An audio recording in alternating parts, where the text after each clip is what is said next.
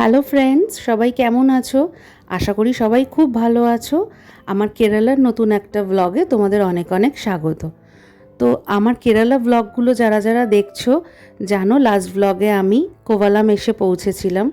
তো সেদিনকে তো শুধু পুলে চান করেছি আর একটুখানি হোটেলটা এনজয় করেছি। হোটেলের ব্যালকানি থেকে সমুদ্রের ভিউটা নিয়েছি। তো আজকে নেক্সট ডে, তো পরের দিন আমরা একটু ঘুরতে বেরিয়ে গেছি গাড়ি নিয়ে। দেখি কতটা এক্সপ্লোর করা যায়। তো এখান থেকে কিছু কিলোমিটার দূরে একটা সুন্দর শিব টেম্পল আছে, অনেকে হয়তো গেছো। তো চলো তোমাদের সেখানে নিয়ে গিয়ে দেখাই কত সুন্দর।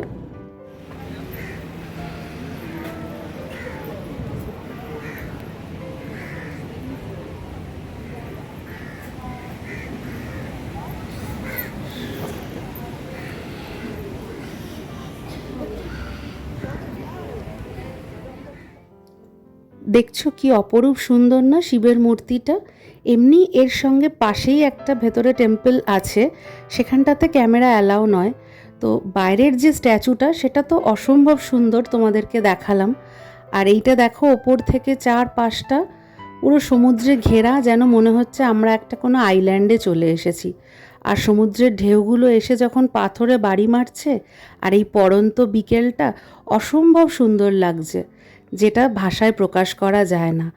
আর শিবের এই স্ট্যাচুটা তো অসম্ভব সুন্দর, মানে মন জুড়িয়ে যাবে। দেখো তোমরা, তোমাদেরও খুব ভালো লাগবে। তো যারা কোভালাম আসবে, এই জায়গাটা তো মাস্ট ভিজিট। আরে এটাই স্ট্যাচুটার ইয়ে।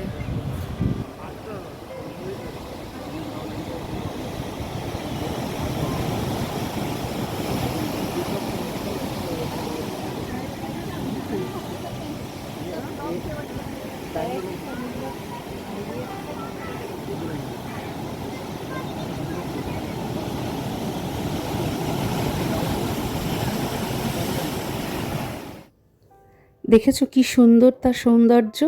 এই যে সন্ধে হচ্ছে, যেন মনে হচ্ছে আকাশে কেউ, আমরা যেরকম ড্রয়িং খাতায় আঁকতাম ছোটোবেলায়, সেরকম কেউ রং তুলি দিয়ে এঁকে দিয়েছে।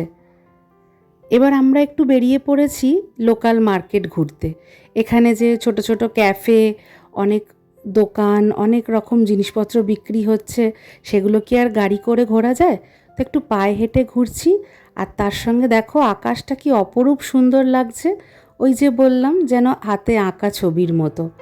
তো হেঁটে হেঁটে ঘুরছি, দেখো কত ক্যাফে, সবাই বসে বসে খাচ্ছে, কত লোকে আড্ডা মারছে, সময় কাটাচ্ছে।